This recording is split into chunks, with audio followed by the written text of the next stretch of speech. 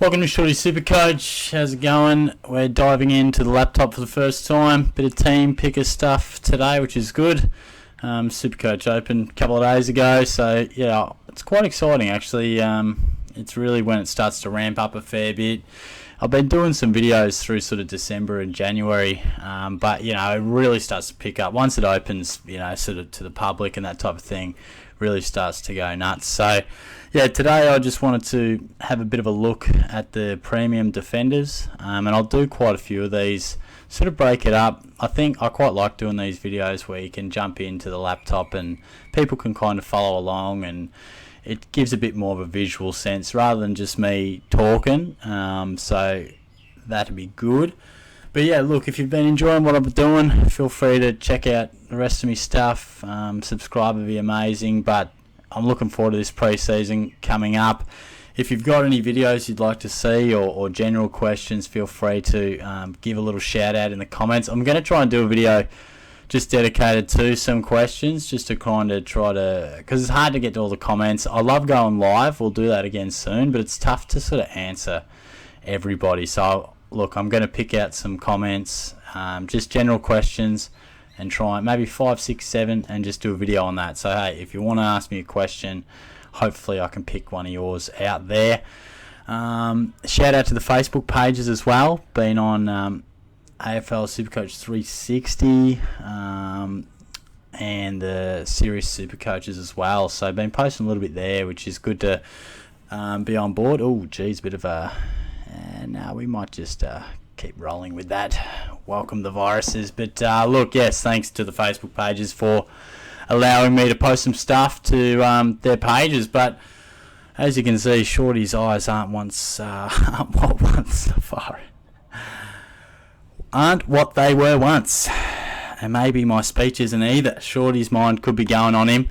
But yeah, look, we're just going to go through. It's nice and zoomed up. Shorty probably should get some eyewear going, but going to take a look at all, if not most, of the premium defenders and just give my 2 cents worth. If you want to follow along or if you want to skip through, if I really like someone who's sort of in my top 5 or 6 options in the defense, I'll select them, and it gives you a bit of a visual sense if you want to scroll through the video and see when I talk about certain guys. But I'll look to talk about most, particularly because it's so early in the preseason. You can mount a case for most guys, and we might roll through to maybe James Sicily. I reckon we'll look to get through. So yeah, feel free to ask any questions, and I'll hopefully talk to you guys soon on a live sesh. But look, let's start with Jake Lloyd, and I mean, clearly number 1 ranked there, and I'm a massive fan of him. I think he's going to be part of my team this year. To be honest, I reckon he's at a nice price. I think previously we've seen him be, real expensive. He's averaged like 112, and did he push 120 once upon a time?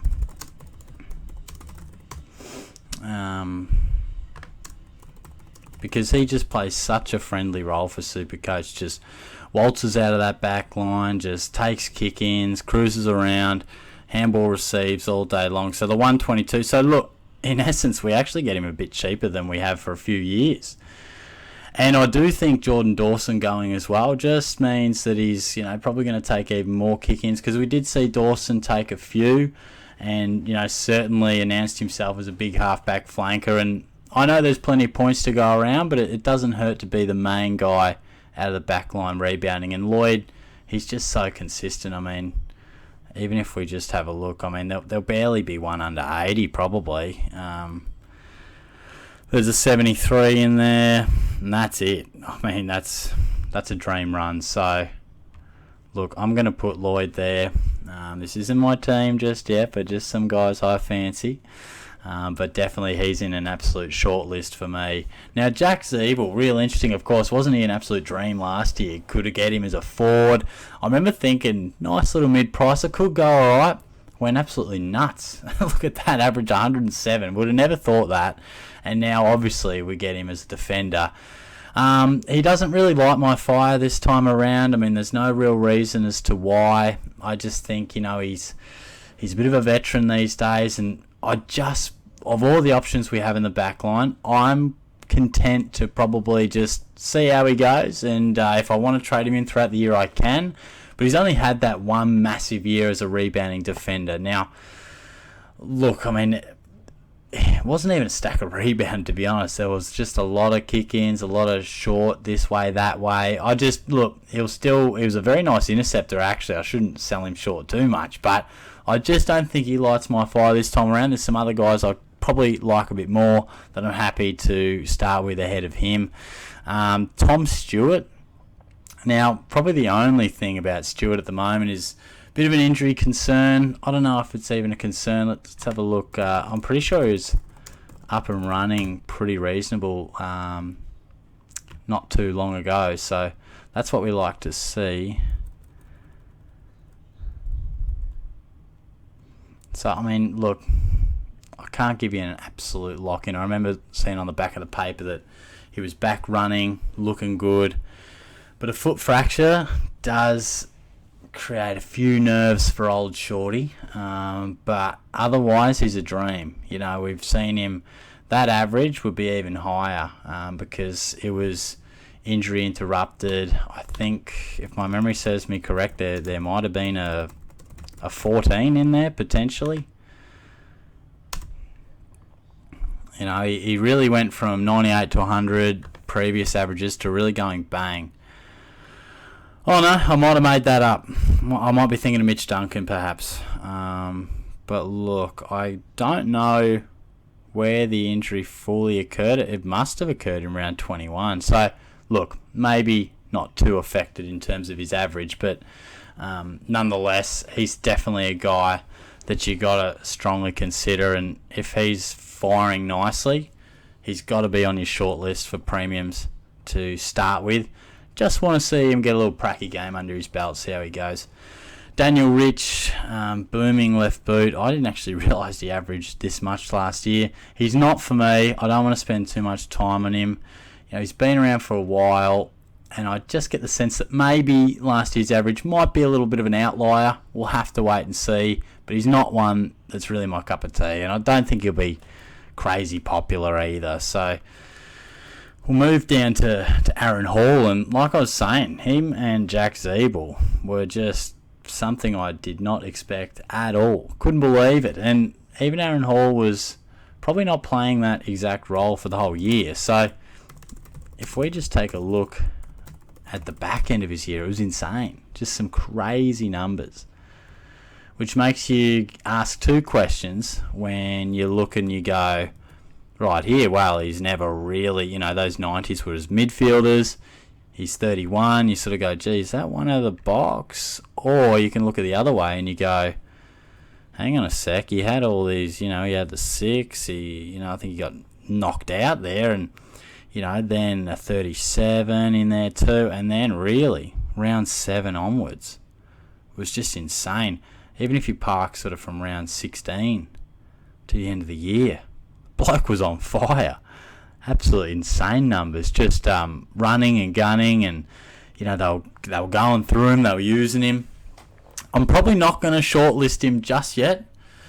I don't know why I'm nervous. I don't know why I'm nervous about these North Melbourne defenders, because they were perfection for us last year. They were just a dream in terms of rebounders. It was everything you could have possibly wanted.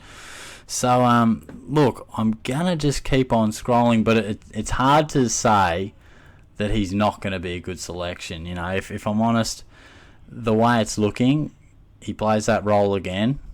He was providing some brilliant runs, so it's hard to say no to a player that's got those abilities and in a perfect role. Now, Jack Crisp, interesting one this. We get him now as a defender. He hasn't really been someone that's crossed our minds all too often. Mainly because of position, I believe. I think he would have been available as a defender previously, wouldn't he? Surely. Maybe he just hasn't received too much love for whatever reason. Maybe was it a ceiling question previously? Well, last year he actually developed into getting some midfield numbers. You know, you can get a sense for that of just having a few more clearances, and I get the sense if we look at his career numbers that we'll see a definite increase. You know, 1.2 up to 2.7. You know, he doubled his clearance count last year, and you know he's had similar clearance counts over the journey, but you know sort of moved on to more of a halfback flanker, and then last year sort of with probably Pendlebury and Sidebottom and De Goey not always being available, found himself providing us a bit of an experienced head in the midfield. Don't mind him as a point of difference. I think you're paying probably top dollar for him though. I feel as if that's probably as high as he's going to average, so might be something to think about. Again, he's not a guy that I'm going to shortlist. In fact, I'm not even sure how many I'll have shortlisted. We might review that at the end of the video, but I'm going to keep scrolling. It's not to say I don't like the selection, it's just to say maybe he's not my cup of tea in terms of the price point. Jordan Dawson, really interesting. And off the top, I'm going to say he won't be in my team. Just with the, I don't know, there's a few ingredients that just make me a touch nervous. Change of club, hasn't done premium numbers all too often. Last year was a bit of an extra breakout. You know, he's broken out before in a way, like he's been on our radar. But in terms of pure premium numbers, last year was the one. Change of club could see him get more opportunity, but is he going to be halfback flank? Is he going to be on a wing? How are they going to sort of use that beautiful disposal? I mean, I had him in SuperCoach draft last year and he was an absolute dream. You know, picked him up relatively late. Beautiful ball user, capable of kicking goals as well. So I'll be really interested to see where the Crows play him. He could be a guy who's just at the start of the very best in terms of his scoring ability. So this could be the first 100 in many for Jordan Dawson's career in terms of averages. Now, just let's wait and see. I'm really looking forward to seeing how the Crows utilise him. So until then, Shorty ain't going to shortlist him. But definitely could read it two ways. Dyson Heppell, it's a straight up no for me. Was really good last year. A bit like Jack Ziebell, went down back, found a nice way to read the play, link up. You know, the body is kind of past him in terms of playing midfield. Again, a bit like Ziebell, and he did his job. I know last year he really, in what was a sinking ship for Shorty SuperCoach. Holy shit, that was a bit of a mouthful, but he did help me out. I think he's about 310k in the midfield. Made me a bit of desperate money as well as averaging consistent 90s. So I think he's going to be consistent, but I just don't really see any need at all to look for Heppell as a starting premium considering everything else we got. Now, Luke Ryan, I am going to shortlist him. I actually quite like this as an option.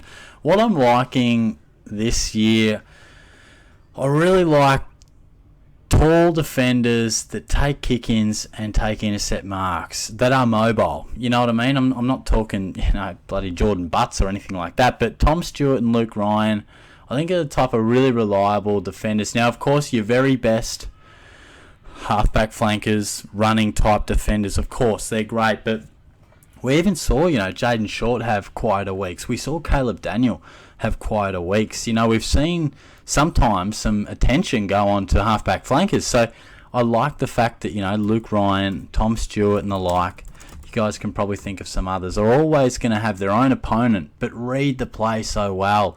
Jordan Ridley's probably another. We might even speak about him soon.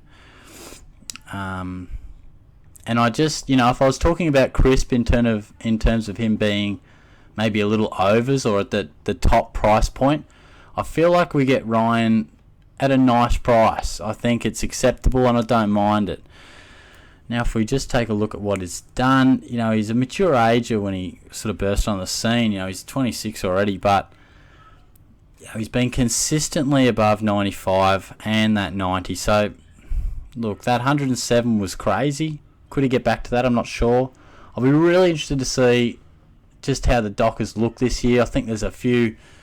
I expect them to jump up, and I just want to get a real read on what their key stocks down back look like and their rebounders, because they've had a lot of injuries down back. So what sort of a role Ryan is going to play, and of course we always want to see when that ball goes through the behinds, who's going to that bucket of Sherrins and pulling it out. And if it's Luke Ryan, fair bit, like it often is, I think we could see him averaging around the three figures, if not high 90s for sure. And there is Jordan Ridley. There he is.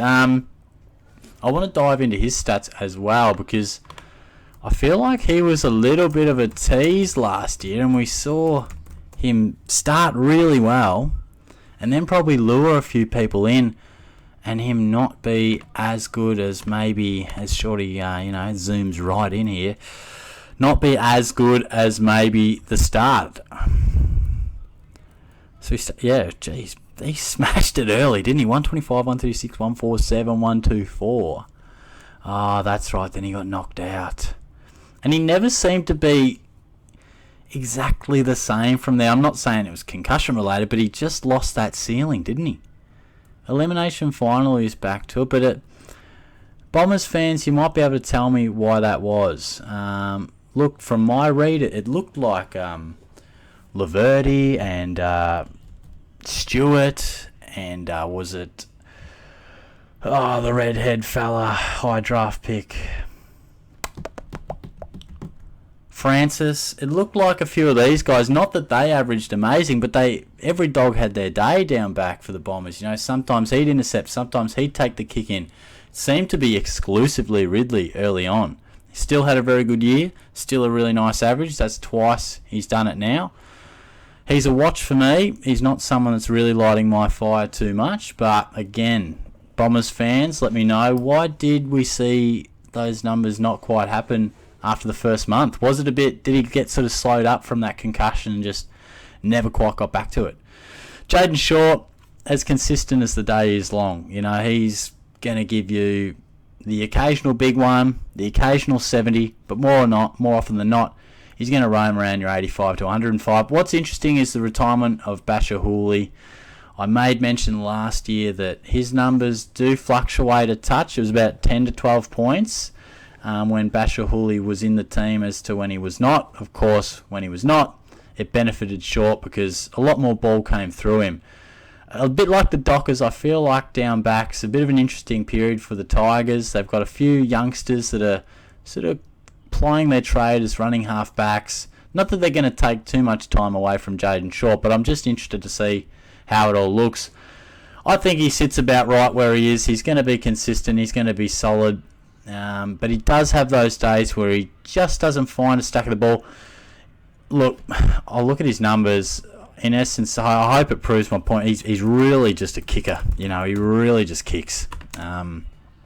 Takes kick-ins, runs by, gets that kick, and that's about what he does. So sometimes if they watch him a little closer, doesn't get a stack of those easy ones. Look at that, 18 and 6, 14 and 5. He's a kick specialist, rebound 50, loves it, bangs it inside 50 every now and then too. So doesn't have a stack of scoring modes. So if oppositions just watch him a little closer, he can be shut down. But he's going to give you mid to high 90s more often than not.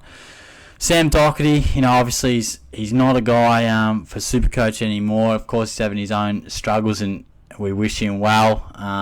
It's amazing to see from all reports he is doing really well. So clearly he's got bigger fish to fry than just whether we select him in SuperCoach or not. But once upon a time he was a lock, not so much now. But Bailey Dale is an interesting one. And a bit like what I said with others chiming in for Jordan Ridley. Bailey Dale definitely stole the show off Caleb Daniel at times. That was sort of waxing in terms of who took the kickouts, and he provided some real dash. I think Caleb Daniel would provide pinpoint accuracy with his ball use and smack little left and rights and 15 and 20 metres here and there, where Dale would take off, dash, run, do some crazy stuff. So averaged really nice, broke out, was a forward last year, now a defender. Oh boy, Shorty just goes the free Bandicam option, and they'll cut you off after 10 minutes. So I'm not sure where I got up to for Bailey Dale. I can't be bothered looking back and sussing just yet. So hopefully you got most of what I said on Bailey Dale, but in a nutshell, a little nervous having only done it once. But he was fantastic. Does affect Caleb Daniel, which we'll talk about a little bit. But a little bit gun-shy in terms of just him only doing it once prior. But look, again, he's not my cup of tea. That's not to say he can't back it up. When I talk about these guys not necessarily being my cup of tea, it's not to downplay them. It's not to say they won't average really, really good numbers or what they did last year. It's just they're probably not in my top 5 or 6. But again, he was an absolute standout, and what is really relevant is how Dale and Daniel work together, and whether they can both be viable options, which the numbers say they can be, but which one will you go with, or do you just go with neither? So, be interesting. I'm going to start, we've really covered some of the big dogs. I'm probably going to skip Andrews. I'll skip through Salem and Wiedering. Again, Salem out of those three is probably a guy that really showed himself as a really solid option, but not someone I would entertain. Now, Caleb Daniel is an old favourite of mine, and I'm going to put him on the short list, but Jesus, he burnt the shit out of me. He hurt me very bad. Just sitting in the car listening to Olivia Rodrigo, just crying about Caleb Daniel because he broke my heart. He broke my heart last year. I sat here this time last year, and said, guys, just pick him. He will be absolute consistency. As easy a selection as you'll make. 90s, 100s, all day, every day. Well, I was wrong. Oh, there's a 19 in there. Oh my goodness, a 61, 68, 55. Goodness me, Caleb. Look, I don't have any answers as to why. I know in the 19 he got tagged by Tom Berry. Again, is it the Bailey Dale effect?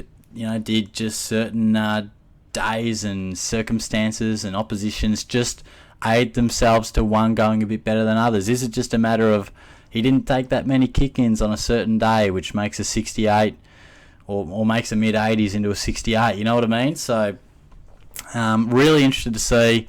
He is one of my old favourites. Do I forgive and forget? Because, look, he does offer some really good value. He's still a beautiful ball user. If you're a Doggies fan out there, let me know as to why you reckon he had that couple of those stinkers. Did he cop a bit of attention? I don't know. But all things equal, he's a bloody good selection at that price. Nick Hind, I just don't think he's the sort of guy we want to look at. He's more of an impact player. He averaged really good numbers, as you can see.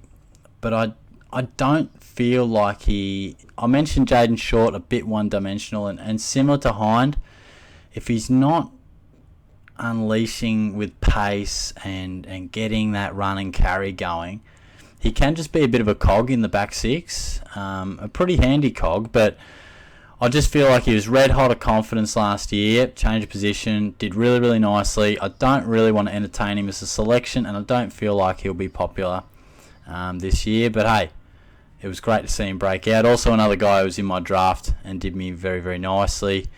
Isaac Cumming was someone that was on people's radars last year for a bit of a breakout, and I think you would have been pretty happy with what he did. A lot of consistency, did some really nice things.